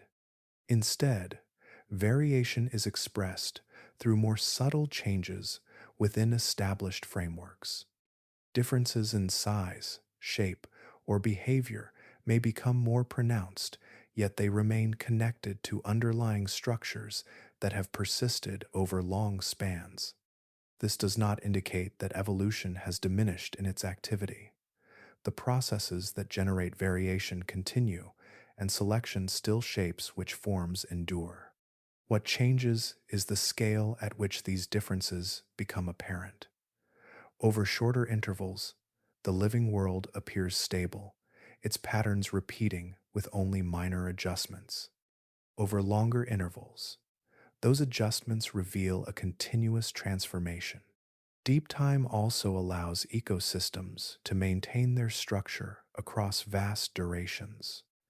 Relationships between organisms, once unstable, become embedded within systems that persist through changing conditions.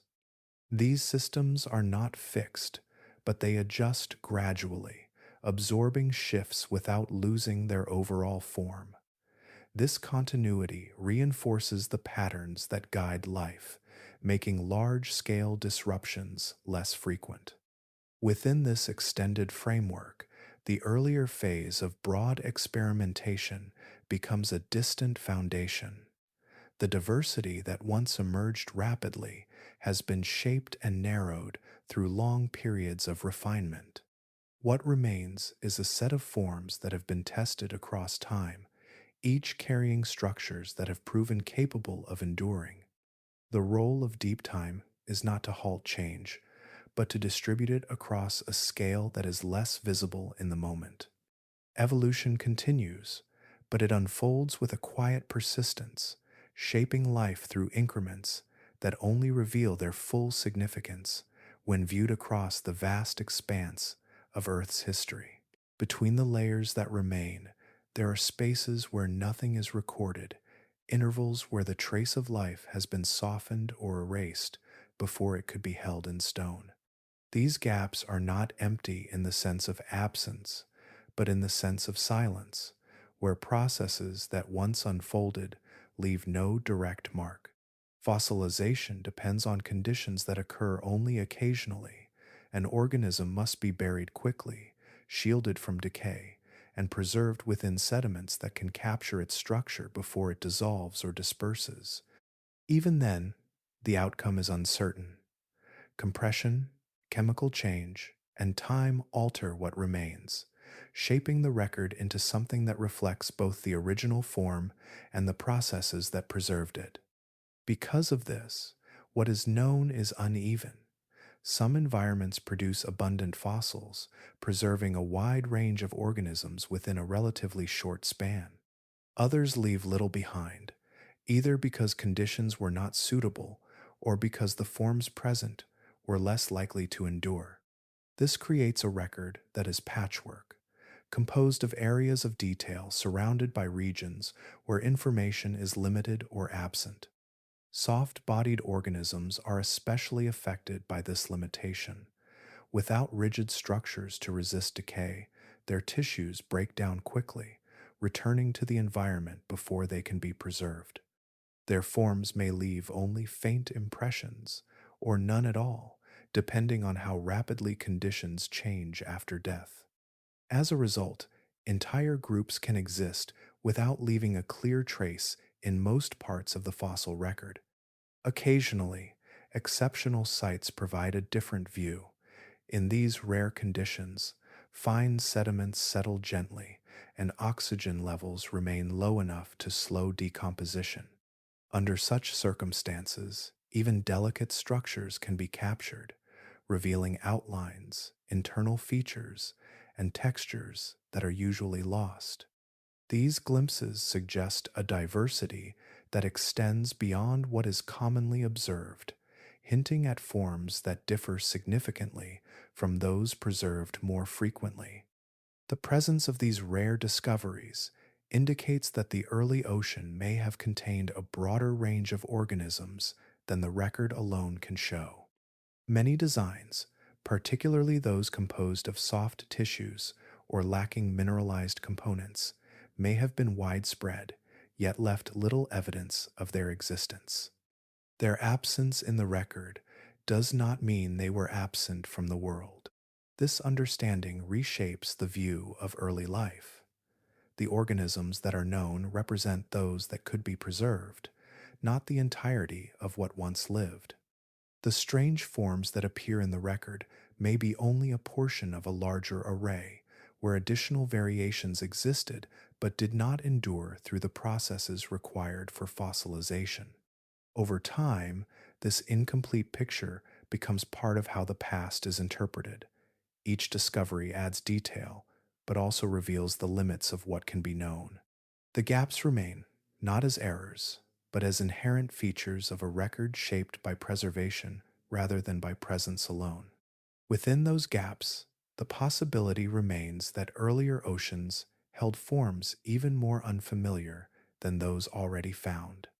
The living world may have extended into arrangements that have left no direct trace, existing only as part of a broader pattern that can be sensed but not fully reconstructed.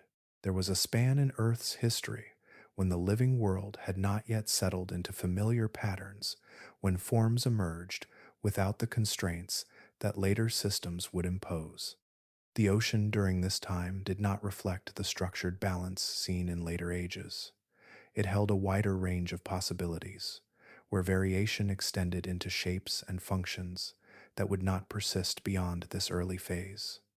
In these waters, Life unfolded as a process of exploration.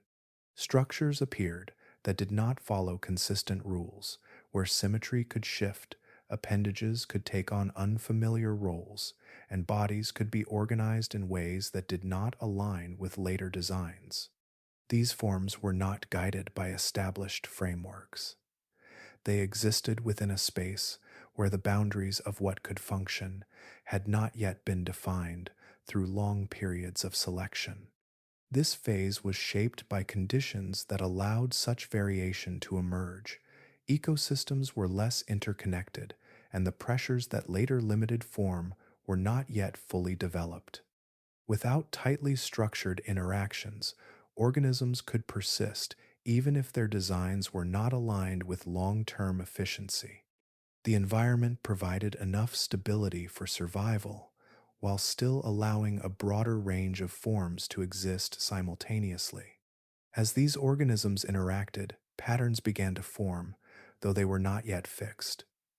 Some designs proved more adaptable, able to function across different conditions or respond to changes more effectively. Others remained more specialized or dependent on specific circumstances, limiting their ability to persist as conditions shifted. Through these interactions, the first outlines of constraint began to appear, though they remained flexible. Over time, the accumulation of these interactions shaped the direction of life. Designs that aligned more closely with emerging patterns were carried forward, while others gradually disappeared. The process did not occur all at once. It unfolded through countless cycles, where variation continued to arise, but where the range of successful forms began to narrow. Looking back across this span, it becomes clear that this earlier world represents a distinct phase, one defined by a broader exploration of form. The ocean was not yet governed by the same constraints that later defined it. It allowed for a diversity that extended beyond what would become typical, where unfamiliar structures could persist alongside one another. This does not suggest that the earlier world lacked order. Rather, its order was still forming, shaped by processes that had not yet reached the level of stability seen in later periods. The rules that now guide life were emerging, but they had not yet settled into the patterns that would define them across long stretches of time. As those rules became more established, the range of possible forms became more limited. The ocean shifted toward systems that favored continuity, where variation was expressed within boundaries that supported long-term stability. The earlier phase of exploration gave way to a more structured world, where the diversity of life remained, but within a narrower range of designs. What remains from that earlier time is a record that hints at its breadth. The forms that have been preserved offer glimpses into a period when life extended into configurations that no longer appear. They reflect a stage where the possibilities were wider, and where the living world had not yet settled into the patterns that would come to define it. What remains today is only a fraction of what once moved through those ancient waters, a selection shaped not by intention, but by persistence across immense spans of time. The forms that endured were not predetermined outcomes, but the result of countless variations tested against shifting conditions, where survival depended on alignment with an ever-changing environment. The unfamiliar creatures that once existed were not errors or detours. They were part of a broader process, where life explored a wide range of possibilities, extending into structures that would later disappear. Each form represented a way of interacting with the world, a configuration that functioned within its moment, even if it did not continue beyond it. As the ocean gradually settled into more stable systems, the range of viable designs narrowed. The forms that remain are those that proved capable of sustaining themselves within increasingly complex and interconnected ecosystems. What is seen today reflects not the full spectrum of what life attempted, but the subset that could endure through refinement, competition, and constraint. This perspective reshapes how the present is understood.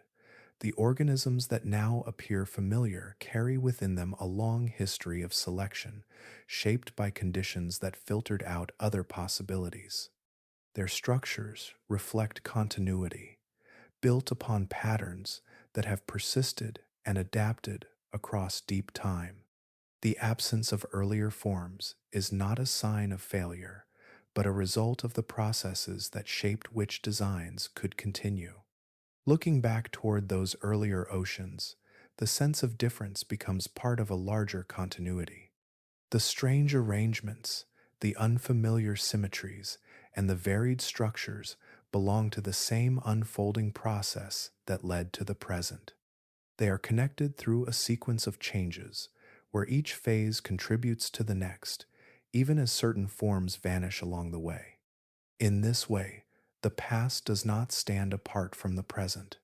It provides the context through which current life can be understood, revealing how patterns emerged, shifted, and stabilized over time. The unfamiliar becomes a foundation rather than an anomaly, offering insight into how the living world developed its current form. There is a quiet invitation within this perspective, an opportunity to consider which of those early forms felt the most distant from what is known, which structures seemed least aligned with the patterns that define modern life. Such reflections extend the connection between past and present, allowing those earlier moments to remain part of the larger narrative. For those who find a sense of calm within these gradual changes, there are many more paths to follow, each leading deeper into the layers of Earth's history, where the story continues to unfold with the same quiet persistence. You can continue exploring these slow and reflective journeys by following along, where each new story offers another glimpse into the hidden patterns that have shaped the world over vast stretches of time.